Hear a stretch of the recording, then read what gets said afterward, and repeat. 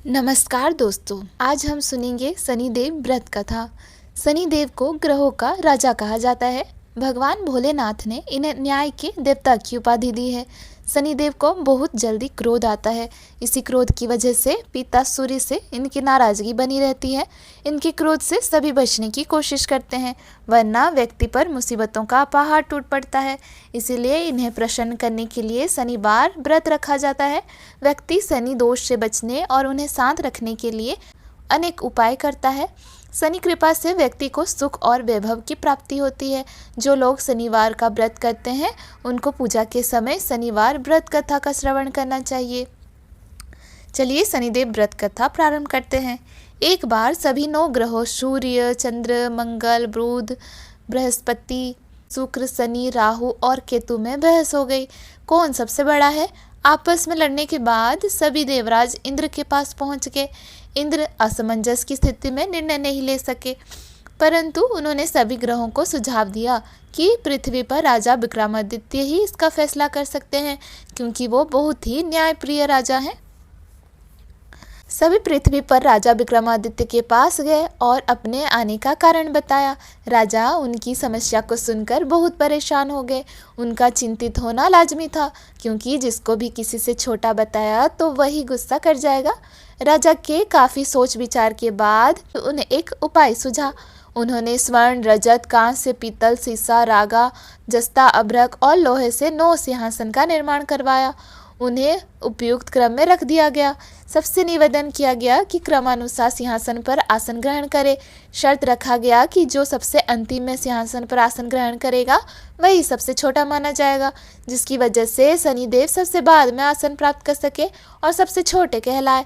क्रोध के आवेश में आकर शनिदेव ने सोचा कि राजा ये सब जानबूझकर किया है। कुपित होकर राजा से कहा कि राजा, तू मुझे नहीं जानता। सूर्य 1 राशि में 1 महीना, चंद्रमा 2.25 महीने 2 दिन, मंगल 1.5 महीना, बृहस्पति 13 महीने, बुध और शुक्र 1-1 महीने विचरण करते हैं, लेकिन मैं 2.5 से 7.5 साल तक रहता हूँ। मैंने बड़े बड़े का विनाश किया है। श्री राम की 7.5 आने पर उन्हें जंगल जंगल भटकना पड़ा और रावण की लंका के बंदरों की सेना से परास्त होना पड़ा। क्रोधित शनिदेव ने राजा से कहा कि अब आपको सावधान रहने की जरूरत है। इतना कहकर शनिदेव कुपित अवस्था में वहां से चले गए। समय गुजरता गया और कालचक्र का पहिया घूमते हुए राजा की 7.5 आ गई। तब शनिदेव घोड़ों का सौदागर बनकर राजा के राज्य में गए। उनके साथ अच्छे नस्ल के बहुत सारे घोड़े थे। जब राजा को सौदागर के घोड़ों का पता चला तो अश्वपाल को अच्छे घोड़े खरीदने के लिए भेजा। अश्वपाल ने कई अच्छे घोड़े खरीदे। इसके अलावा सौदागर ने उपहार स्वरूप एक सर्वोत्तम नस्ल के घोड़े को राजा की सवारी हेतु दिया। राजा विक्रमादित्य जैसे ही उस घोड़े पर बैठे वो सरपट वन की ओर भागने लगा। जंगल के अंदर पहुंचकर वो गायब हो गया। भूख प्यास की स्थिति में राजा जंगल में भटकते रहे। अचानक उन्हें एक ग्वाला दिखाई दिया, जिसने राजा की प्यास बुझाई। राजा ने प्रसन्नता में उसे अपनी अंगूठी देकर नगर की तरफ चले गए। वहाँ एक सेठ की दुकान पर पहुंचकर उन्होंने जल पिया और अपना नाम विका बताया। भाग्यवश उस दिन सेठ की खूब आमदनी हुई। सेठ खुश होकर उन्हें अपने साथ घर ले गया। सेठ के घर में खूंटी पर एक हार टंगा था, जिसको खूंटी निगल रही थी।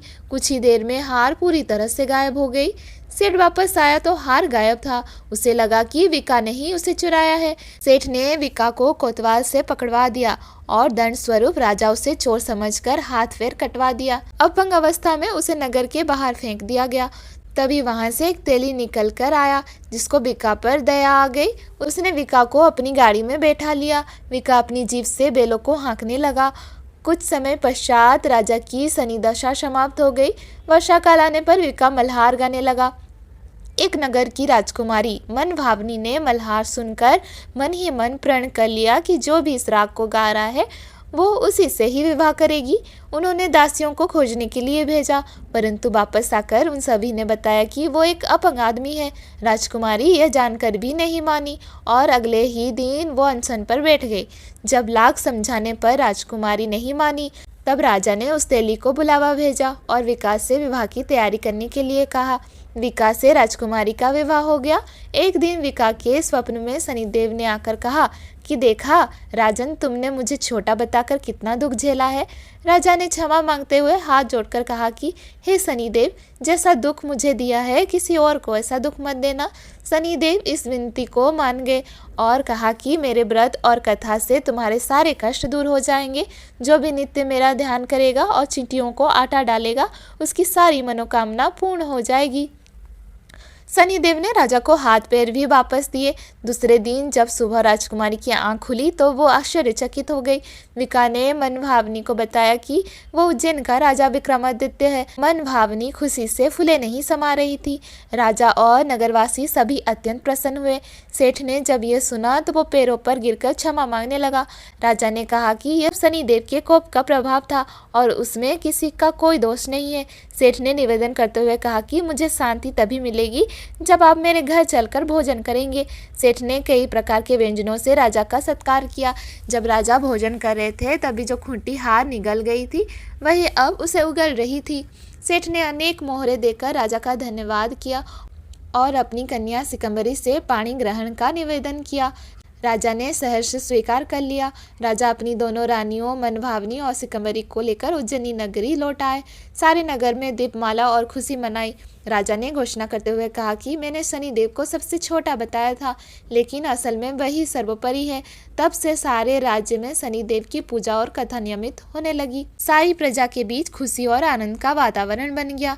शनिदेव के व्रत की कथा को जो भी सुनता है या पढ़ता है उसके सारे दुख दूर हो जाते हैं। जय शनिदेव की।